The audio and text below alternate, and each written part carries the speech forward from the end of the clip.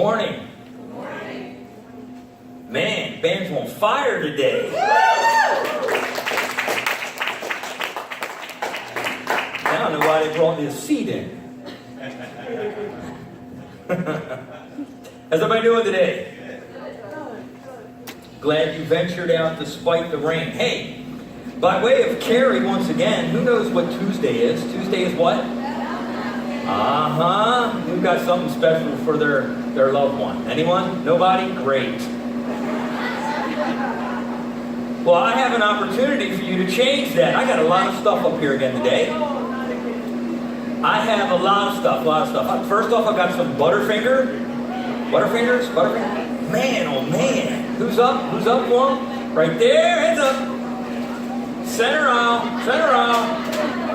All right, she didn't play much softball.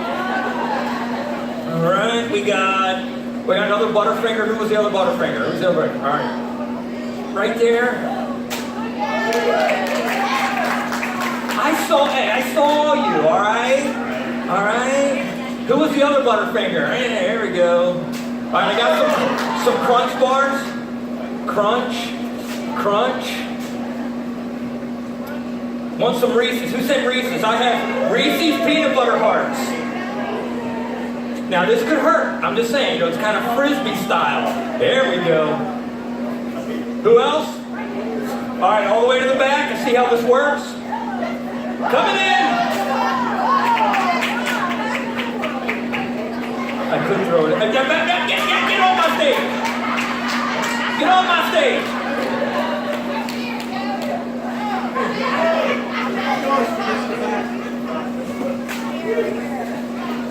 Got it? All right. Man, the Reese cups are a hot item, right? Here we go.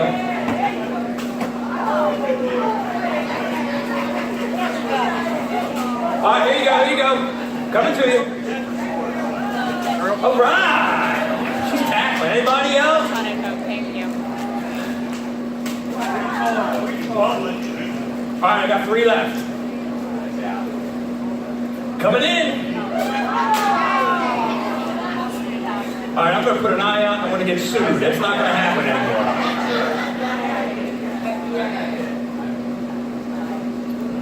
anymore. All right, remind me never to start a church softball team.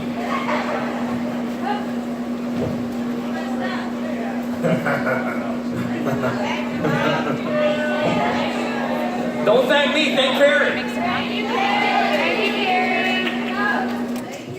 All right, Joe, sit down. And bring my candy back here. I throw all this candy out. Bring that candy back here.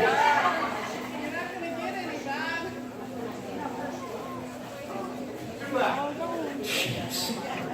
2 left. Way to go. All right, here's what I need. Everybody take a deep breath. No eating candy during the service. You know that, right? Welcome to week 4 of our series, Encounters. Here's what I want to do before we begin today. Kind of take a breath, focus on what God really has us here for today. Here's what I want you to do. I want you to take out your programs. I'm going to take out your programs today. Here's what I want you to do. I want you right at this moment to think of someone in your life that you, at this moment, have a hard time forgiving.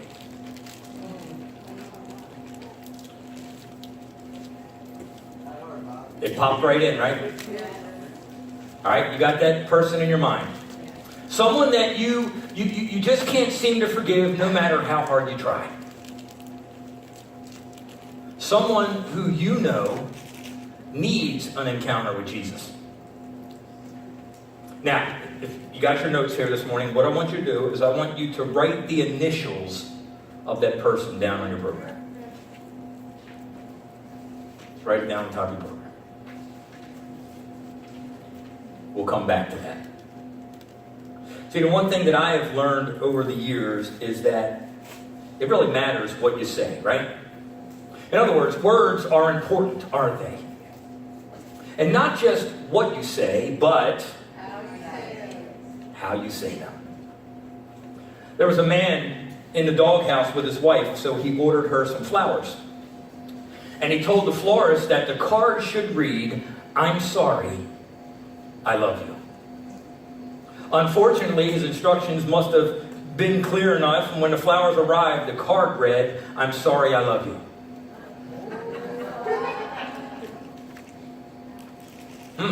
Doesn't mean the same thing, does it? And I think it's kind of funny in what we have done, maybe unconsciously in our dealings with other people in our lives. And when people come to us and tell us that they are sorry, what used to be the common response? Apology, accepted. Or maybe you're forgiven, right? You know what it's come to today? We just say things like, "That's okay." But is it really?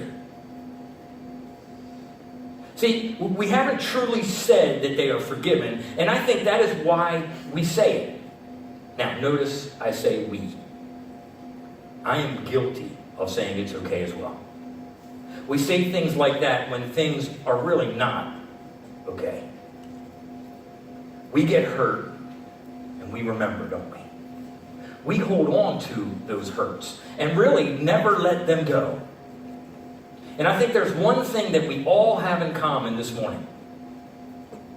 It's that we all have a need for forgiveness. All of us. We all have a need for a second chance, so to speak, an opportunity to make things right again with other people, to encounter Jesus in a fresh and new and exciting way. And there is not one of us here this morning that has lived a perfect life, that has not wronged someone else, including God. And we all have a common need, yet sometimes we rarely practice it amongst ourselves, right? What we're going to do today is we're going to look at the book of John, chapter 8 today. We're going to look at the first 11 verses, so that we can learn, hopefully, more about how to forgive and why it's so important in our lives. Want to do that today? Let's do that. If you have your Bibles, again, we're going to be in John chapter 8. If not, passages will be on the screen. I heard a story of a girl and a guy who were in a dating relationship, and they were kind of considered a really religious couple. They went to their local church pretty much every time that the doors were open. They tried hard to center their relationship around Jesus and to really have some Christ-centered morals. They tried to keep their relationship pure and made sure that they did everything that they could to try and stay above reproach with people. But I also read that the temptation not to remain really pure was so strong, and that the enemy was continuously attacking them. One day they opted to give in to that temptation and take advantage of a time when their parents weren't home. But unbeknownst to them, the girl's father managed to come home and caught them doing some pretty inappropriate things. Now, at this moment, I want to kind of have you put yourself in the shoes of that father. How would or how should you react in a situation like that? Now, most of us here probably wouldn't respond in the nicest of ways. And some of the thoughts that run through our head when we hear something like that might be, if they were truly Christ followers, how could they so blatantly sin against God? Or, that's all right, they'll get their judgment. Or, I'm glad I don't sin like that. Or if you're a father like me, you hope that guy can run faster than you because I'm going to rip his head off. That's the way it works in my house. Young men, mess with my daughter and see the wrath of Pastor Bobby. You think I'm kidding? I've been working out. Just saying. Just saying. Now, I think in the Bible there's a similar story that takes place when Jesus was here on earth. But I think even perhaps to a greater extent. And I think this story kind of leaves us this beautiful account of how our Savior really treated people who were among him in his day, especially those that we would call sinful people of his day. See, when Jesus was in Jerusalem, he spent a lot of time around the temple, didn't he? He was teaching and preaching, so he gained really the respect of many of the people that were around, including the rabbis and teachers of the law. Well, one day, here's Jesus in the temple, and the teachers of the law and the Pharisees bring this woman to him. And they thought that by bringing her, they could trap Jesus. And this woman brought to him was caught, a woman caught in the very act of adultery. Now, I wonder what was kind of going through their minds of the religious people of that day. See, I'm sure that they were thinking of the awful sin of this woman and were probably angry with her. But the Pharisees had really hoped that they could trap Jesus with this by asking him what to do with that woman. See, if Jesus would have said to stone her, then he would have been kind of legally in trouble because it was against the law for the Jews to enforce the death penalty. And if Jesus would have said, let her go, they would have then accused him of being this kind of liberal because of the scriptures that say that an adulteress is to be stoned on the account of 2 or 3 witnesses. Good thing that doesn't happen today. And you know, as I read this story, I sometimes wonder where we would fit into this story.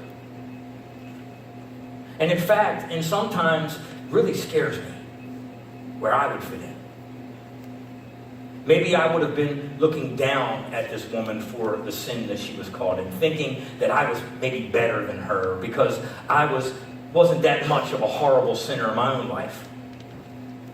And I believe that one of the hard things to do in our lives is to find a balance for how we are to treat sin. See, it would be wrong to have wanted this woman stoned. Because as Christ followers, we need to show grace to sinners, don't we? And to show them love. I always tell people all the time, you do not shun people to Jesus, you love them to Jesus. But on the other hand, as Christ followers, we can't overlook sin, right? And condone it. In fact, sin should be sickening to the Christ follower. So how do we balance this form of legalism and grace? And I think that Jesus really sets us the perfect example for how to treat people and to view people. Follow along as we read in John chapter 8. Jesus returned to the Mount of Olives, but early the next morning he was back again at the temple. A crowd soon gathered, and he sat down and taught them. And as he was speaking, the teachers of the religious law and the Pharisees brought a woman who had been caught in the act of adultery. They put her in front of the crowd. Teacher, they said to Jesus, this woman was caught in the act of adultery. The law of Moses says to stone her. What do you say? They were trying to trap him into saying something they could use against him. But Jesus stooped down and wrote in the dust with his finger. They kept demanding an answer, so he stood up again and said, all right, but let the one who has never sinned throw the first stone. I think that is the greatest line in the Bible.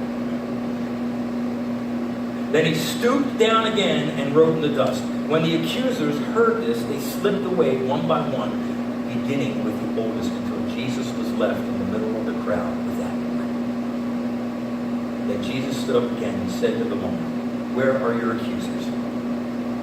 Didn't even one of them condemn you? No, Lord, she said. And Jesus says, neither do I. Go and sin no more. What an awesome story. Yeah, so, the first thing I think we need to really realize in this story comes to our first point, is that Jesus really convicted people of sin, didn't he? Didn't he? When people came into the presence of Jesus, they felt convicted about their sin that they had maybe committed in the past. When Jesus went to Samaria and came across the woman at the well, which we talked about, right? She was convicted about her past and what? Wanted to change, right? When Jesus was passing through Jericho and went to Zacchaeus' the tax collector's house. We're going to talk about him in a few weeks. Zacchaeus was convicted by the fact and how he mistreated people. When Jesus came to Simon the Pharisee's house, the sinful woman was convicted of her sin. So why is it that people were so convicted of sin in the presence of Jesus? Was it potentially his powerful preaching? Was it? Look, there is no doubt that Jesus was a powerful preacher. In fact, I do not know if there has ever been a preacher that has affected people the way that Jesus did. Jesus spoke boldly and bluntly, didn't he?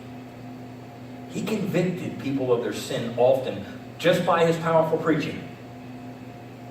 But can we really attribute people's conviction by his preaching? See, a message can have some effect on people, can it? But in reality, that effect is only temporary. You may hear a preacher preach and feel convicted about something said at that moment. You may have your toes stepped on, so to speak, on a Sunday morning and want to change. But most of the time, a message and preaching does not really impact us enough to change us. Most of the people here today will forget this message